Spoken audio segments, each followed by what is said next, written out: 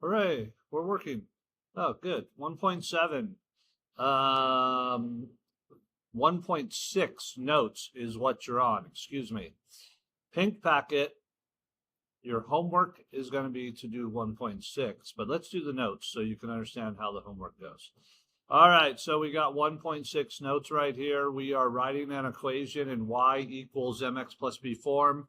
There's two examples we're going to go over. Example number one, the Bank of Trutna offers the following. Open a new savings account with $700 and earn $80 per year.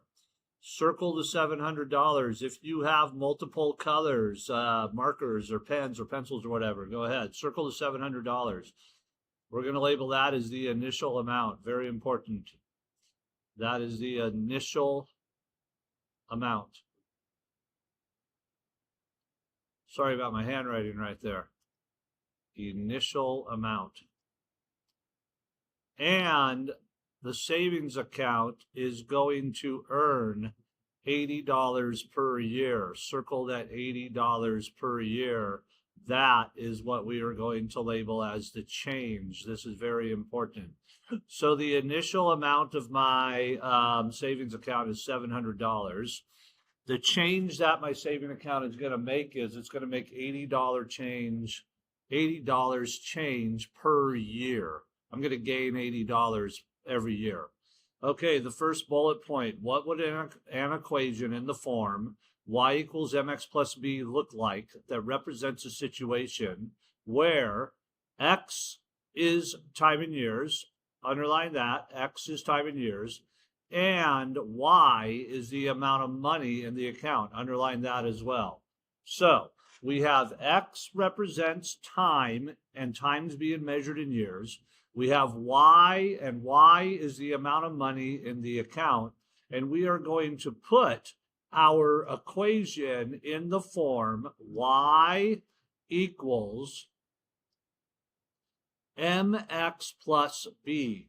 If you have colors, make m the same color as whatever you made the change, and x plus, and then make b whatever color the initial amount is. If you don't have colors, don't worry about it.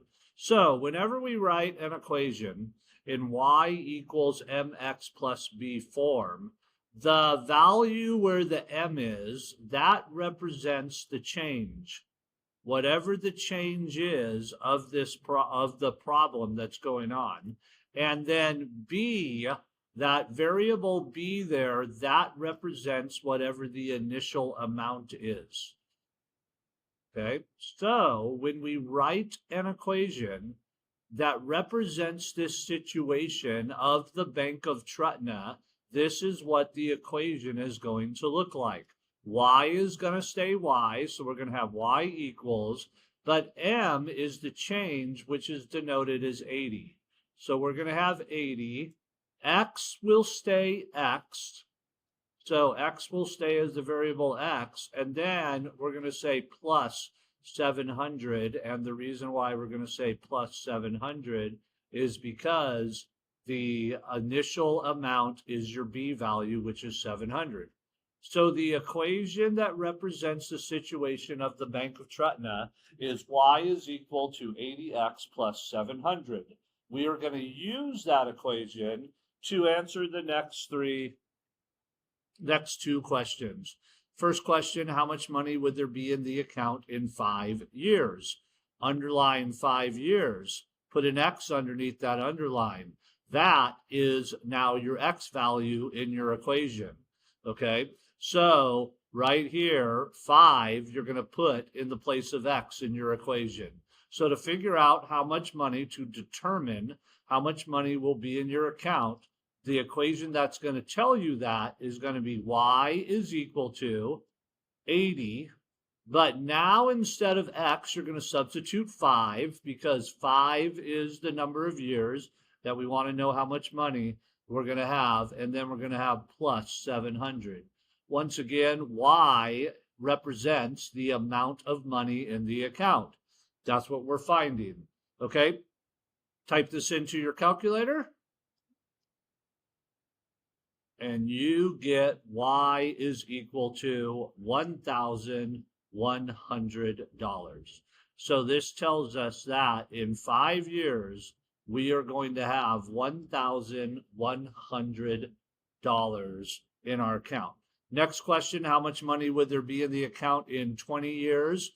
Underline 20 years and put an X by that. And that tells us now that in this particular question, X is now going to become 20 years. So we're going to do the same thing as we did before. We're going to have Y is equal to 80, but once again, instead of X, we are going to substitute the number of years, which in this case is 20. So to answer this question, how much money would be in the account in 20 years? We're going to go 80 times 20, and then we're going to add 700 to that. Okay, you type that into your calculator and you get the amount of money that's going to be in the account in 20 years, which would be $2,300. So in 20 years, you are going to have $2,300 in your account. Okay, moving on to example number 2. Now we have a new bank known as the Bank of Libby.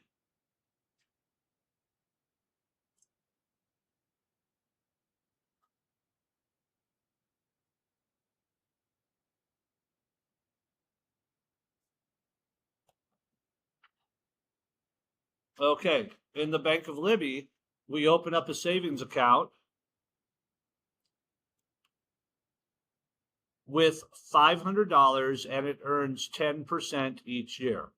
All righty, circle the 500. That's very important. That is what is known as the initial amount for this problem. Whenever we're doing a problem with savings accounts, we always have to know 2 things.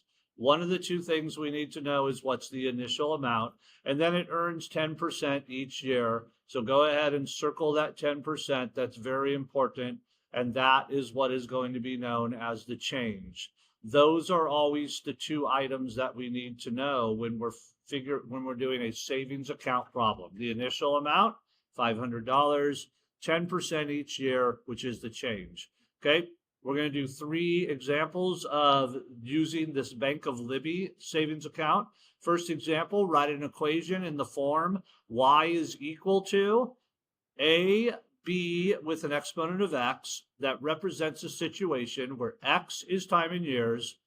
Underline that, x represents time in years, and y is the amount of money in the account. Underline that, y is the amount of money in the account. So we're going to have the equation. Y is equal to, so y is equal to, and then the equation is a little bit different. We're going to have a, which in this case is going to be 500,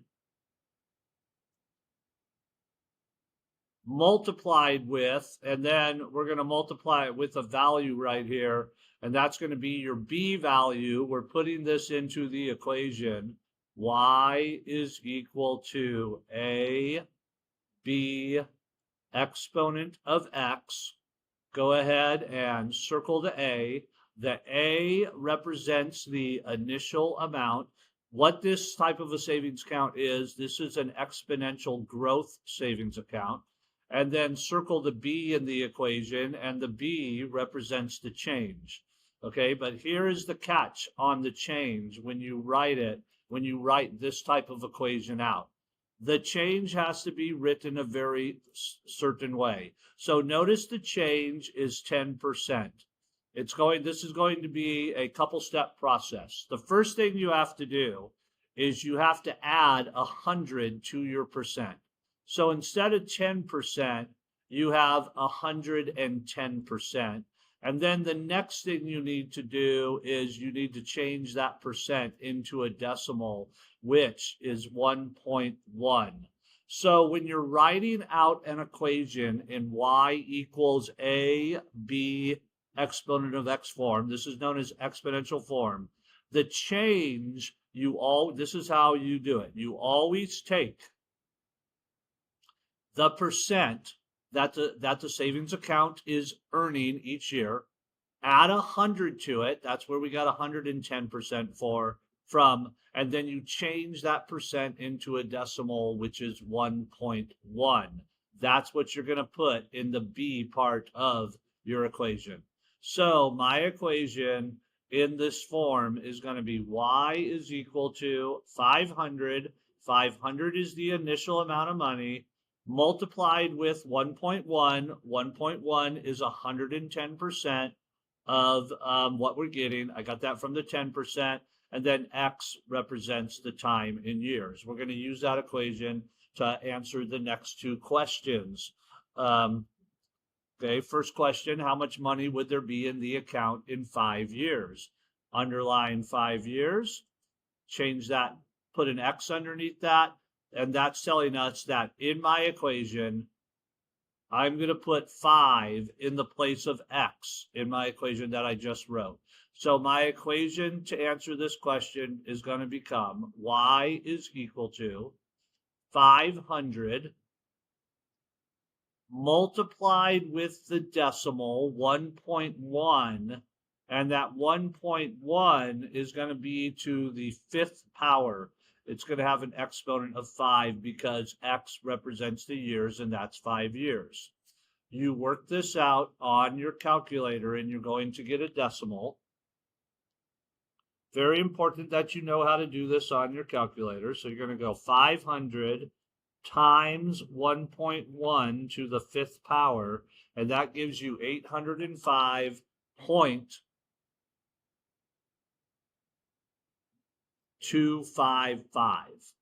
Okay, and that is how much money you're going to have in your account. Now, whenever you do money, you never go past the second decimal point. So we're going to round this off to $805.26 would actually be the most accurate, correctly represented answer. Okay, next problem, how much money would there be in the account in 20 years?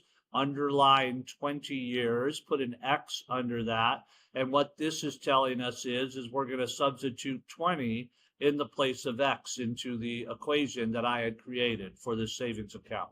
So my equation is going to be y is equal to 500 multiplied with the number, the decimal, 1.1, and that 1.1 is going to be to the 20th power, exponent of 20. Once again, it's 20 because I'm finding out how much money will be in the account in 20 years.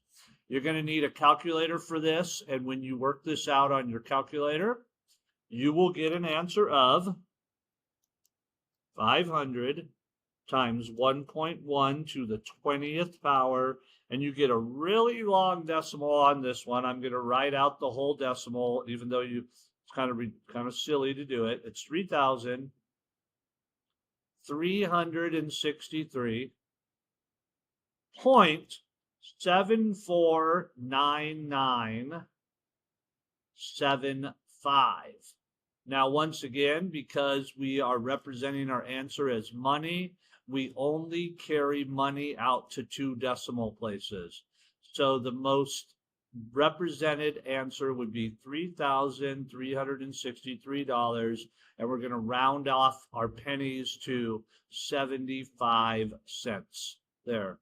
Okay, so there's an example of writing equations in what we call linear form, which is the y equals mx plus b form. That was example number 1.